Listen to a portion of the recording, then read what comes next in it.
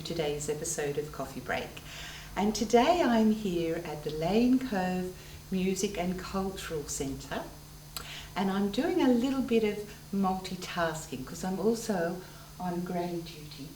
So this is my assistant director here today. Everyone meet Rory.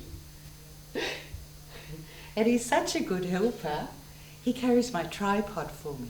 My first introduction to the Cove Music and Cultural Centre was about a month ago when I came to an art exhibition opening featuring Vee Malnar, Irene Storay and the wonderful Lesley Dimmick from the gallery. Of Lesley, Irena and Vee, who've been socialising amongst you all. It's a wonderful little exhibition. It's from the City of Love. It's a very romantic exhibition. So when I've been sick, and so I didn't actually help hang this exhibition as I often do. So I came into this delightfully romantic little exhibition the other day after being in bed for a week, and it was just joyful. And I thought, isn't this lovely? And I waited for the reaction to all the nudes when all the children arrived at the beginning of the term, but nobody even batted an eyelid. So I thought that was pretty good too. They've seen worse on the internet. That's right. So the children came in and they checked it all out, and I had to introduce Clover to everybody and Venus up the back, and the rest they could introduce themselves too. So look, thank you very much. The Cove Music and Culture Centre is here for artists and musicians.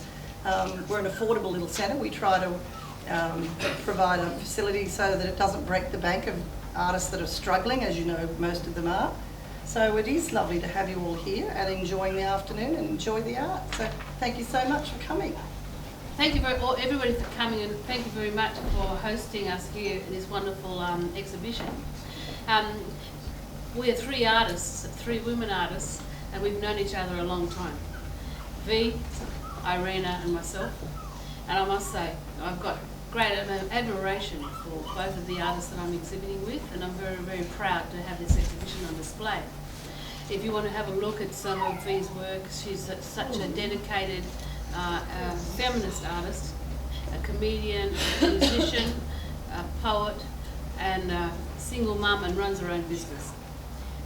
Irena, great help for me in many years. We've run many ventures together. And I think that it's just fabulous that we're all here together exhibiting tonight at Cove, with the skies flying over and having a wonderful exhibition on display. I'm really, really pleased to see some of my friends here too. It's so fabulous to see you all here, venturing out, because you know we're inner city people. We think that Cove is a long way away, and we don't know how we're going to get home. It's very exciting, and just to see some fresh air and some beautiful fauna and flora, mostly flora, and some sky. You don't get to see that in Darling. You're always inside, you know, talking to artists mostly. But I'd like to invite Vee up here, who was the one who instigated this show, and it was her idea. Come on, Vee, get up here. She's a very, very talented woman, and I'm sure she'll have a lot to say. Thanks, Vee.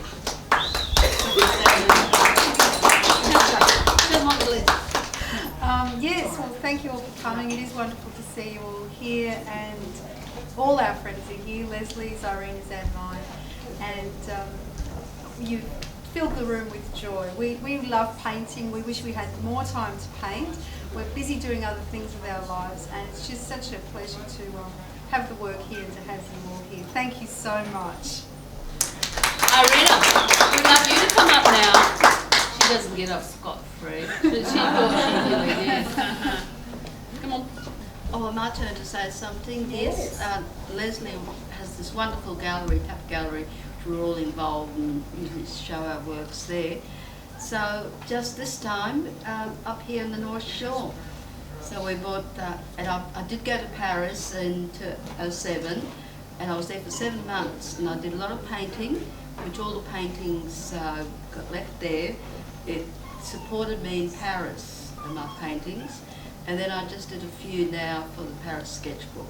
So it's from the City of Love, going from Paris to King's Cross, and the exhibition over here. Hey, Irena, did you sell some artwork in Paris? I did. How much? No, oh my God, it was friends who supported me, and I went for 3 months, and they said, no, don't go, and they supported me, and wonderful apartment there, they paid for everything. They said, I'll just do some more painting, which I did, and they kept all my paintings, so they've gone to Canada and goodness knows where. So I always say, supported me in Paris for 7 months. Yay! Because they said, Congratulations. Irene, Give everybody an applause. Come on. and I sold one tonight. Oh, she sold one tonight too. Maybe I'll sell one later. These are my works, yes. Yeah, that's my self-portrait of me painting the model in my studio. So, do the one. This is Mona Moore, our Mayor and Member of Parliament, who I painted as Mona Lisa. And that's her sitting there, Town Hall in Parliament. My Paris angel, when I painted when I came back from Paris, I made up an angel. And these are from some of my sketchbook from Paris that I sketched in Paris. I ended up painting for this exhibition. Start off with the I like that.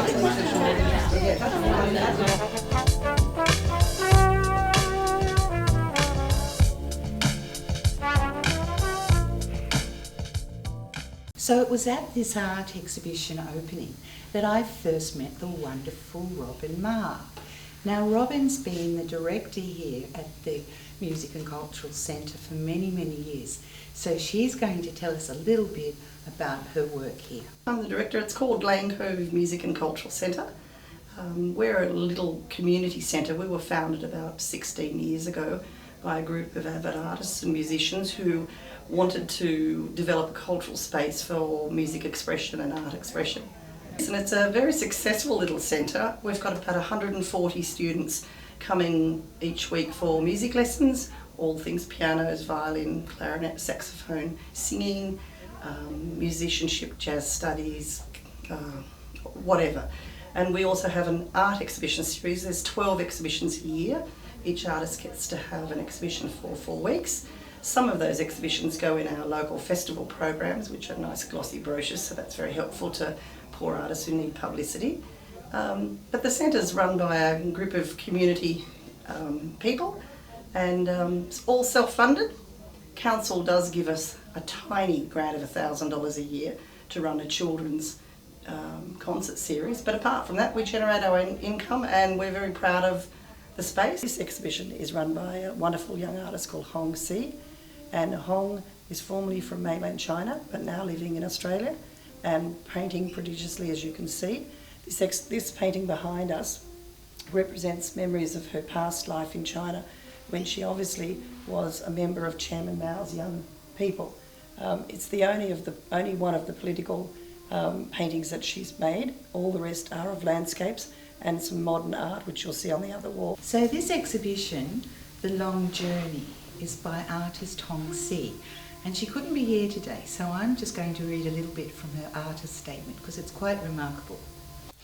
It's now more than 30 years since Hong Si was awarded one of China's most prestigious art prizes. She was a graduate of Shanghai's Institute of Art and Design, and her work earned high praise from the critics. It seems she had a future as a highly successful artist in China, but her life took a different course. Only now, with her first exhibition in Australia, can Hong proudly say that she has triumphed over the difficulties of coming to a new country and survived tragic personal loss to allow her unique talent as an artist to be appreciated.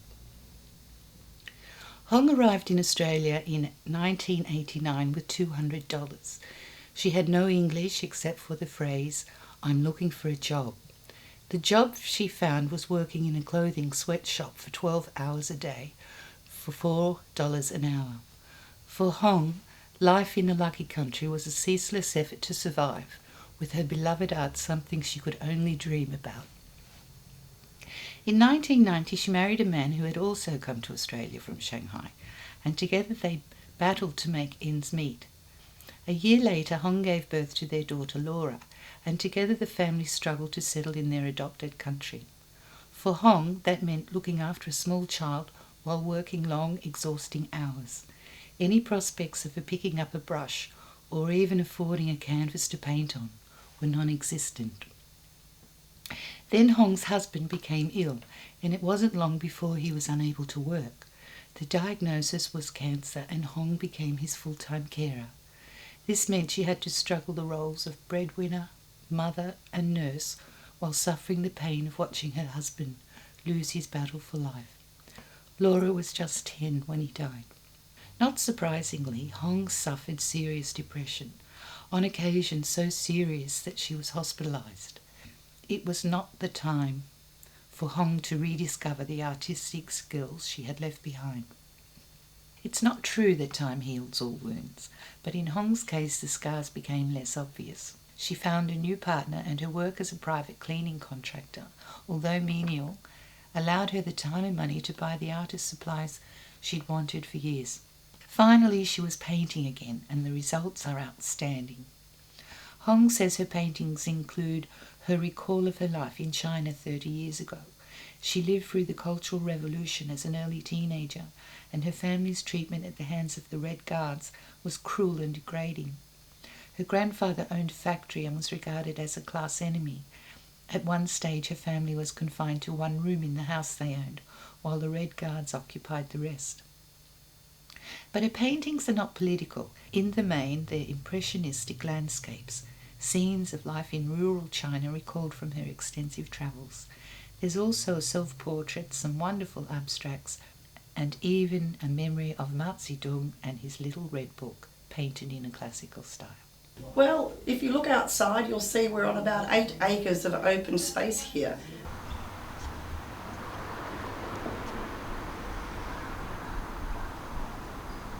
And this land was originally a bowling green, and it was a ladies' bowling club.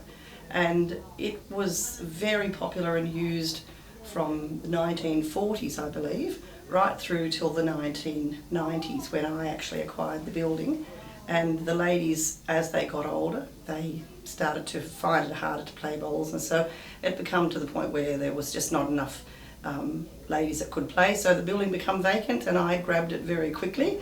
With the generosity of the New South Wales Ministry for the Arts, I converted it to music studios, a small hall, stage, grand piano, and away we went with the music program. And a little bit after that, we added the art program.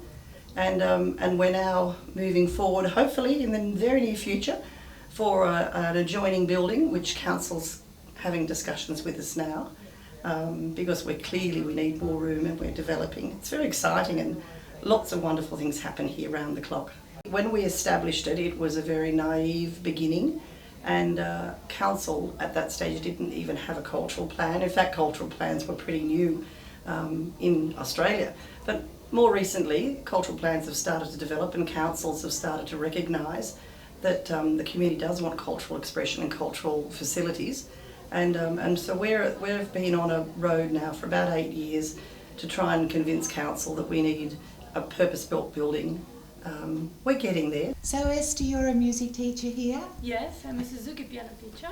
Okay. And I teach children from 3 years old, just like you. And I'm on granny duty.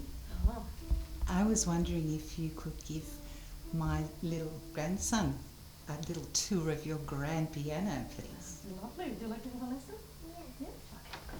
Okay. Put the feet on the footstool so they are flat. Now let's check if that's good for you. Is that good? Yeah. Yeah? Good.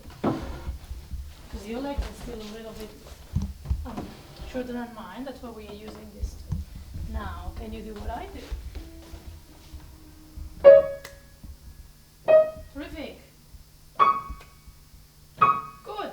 1, 2. Yeah, can you come with me? 1, 2. Good. You were good on the piano. Yeah. Was it fun? Yep. So Judith, you were just walking past and I asked you if you'd come on my TV program. Yes. Now you're one of the music teachers here. Yes, I'm a singing and piano teacher. Yes. And have you been a a singer yourself? Yes, I have enjoyed an operatic career. I had an operatic career in Australia and also in London, also as an opera singer in London. Oh, how wonderful. I always had a dream of being an opera singer, but I don't think it's my forte. Yes, yes. Okay, so how long have you been teaching singing here? Well, I think just about as early as the centre has been opened, about 15 years. Yes, I've been teaching here. And I have some very nice pupils and very charming people. And I've had some very nice results with HSC, high school certificate results, and with AMEB examination results. And of course I've had some beautiful singers and pianists performing in concerts that we've had here. We have concerts every term. We have student concerts every term, and they're very interesting, and we have a lot of activities. Of course, there's a lot of activities in the place. Many teachers, many performers, and lots that have gone on to achieve great heights in their examination results. And what sort of singing do you teach?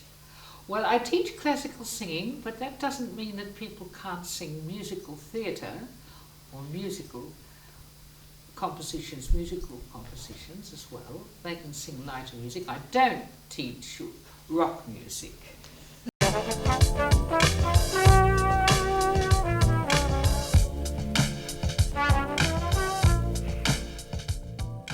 Depends on the age of the child. If someone comes in with a 3-year-old, we can offer Suzuki piano, Suzuki guitar. If they're a little bit older, school age, we can offer most of the instruments. If they're a young adult, particularly if they're a girl, I might encourage them to sing, because singing is particularly good for adolescent girls, helps them cope with puberty and all the misery that comes upon us.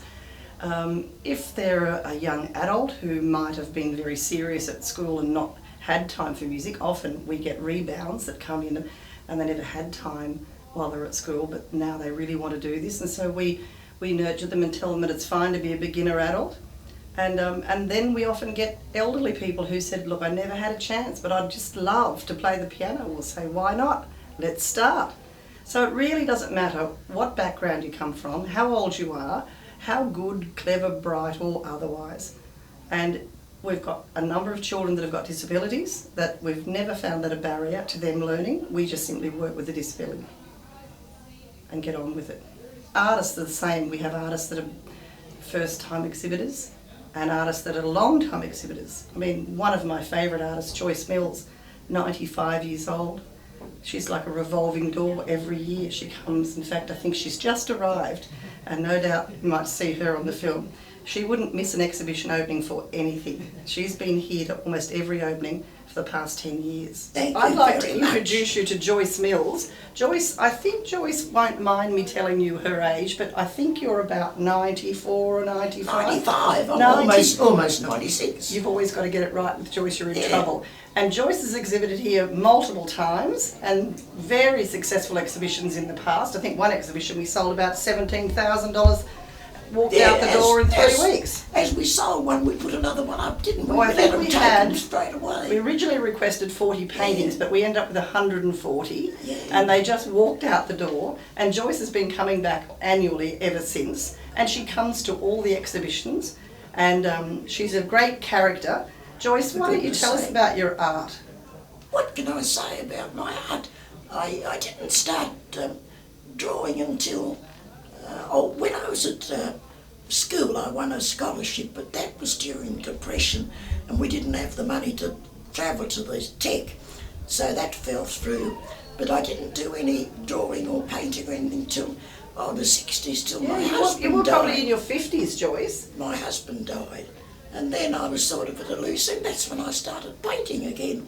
Just slapped it on and pushed it around, and things came right, or they didn't. Mostly they did. So. Yeah.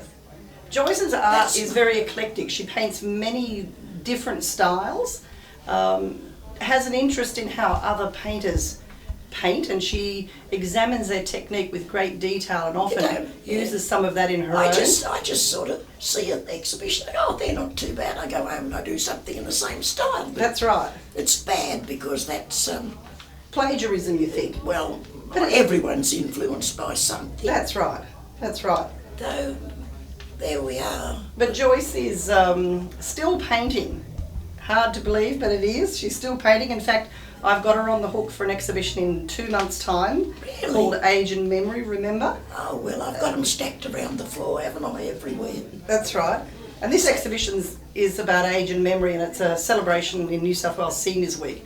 And it's a celebration of age and memory, And I basically. can't think what to do for age and memory unless I'm it and the memory's going and I'm certainly getting old. Maybe we could just stand you as an I exhibit meant up against the wall. the ageing process. Can we frame you and just stand you up against the wall and put a white tag on you? I'm certain we'll get a red dot on you by the end of the night. What do I you think, doubt Joyce? nobody would want it, but still it'd be fun, wouldn't it? It would be fun. We like things to be fun. all the time. Joyce is quite a spirit, quite a character, and so you can never be sure what's going to come out of her mouth next. No, I wouldn't say anything. I never say anything crude, but just risque, you know. Yeah, she loves I a bit like of things risque. to be a little bit offbeat and risque, double meaning sort of business. Tell them about Vita. Oh, Vita's my little dog. She's 12 years old now, and she's a miniature Doberman Pinscher cross, and I would be lost without her. She sleeps with me. People are horrified when I say that, but then I say, I've slept with a lot worse things than her. This is Yasuki Nakamura. Yasuki is the president of the Pan-Pacific region of the Suzuki Talent Education Association, which is the most marvellous system of music education children could ever be involved in. My own 2 children went right through the system and Yasuki taught them, and my daughter's now the artistic coordinator of the Melbourne Symphony Orchestra. Such was her wonderful musical education. And Yasuki has hundreds of students and teaches with passion and dedication like no other Australian that I know. We love him to pieces, and he's a great, we feel privileged to have Yasuki Nakamura here at this centre. And I think there isn't too many people in Australia who wouldn't give anything to have their children taught by this man. We have many different cultures here at this centre, families from every corner of the world, really, don't we? I have Yasuki? 46 countries, basically. Oh, 46 That's a countries lot. represented. That's yeah, a lot more. I'm an international student coordinator, and I have 24 different countries. Yeah. Yeah, So you're 46. 40 something, double me. Yeah.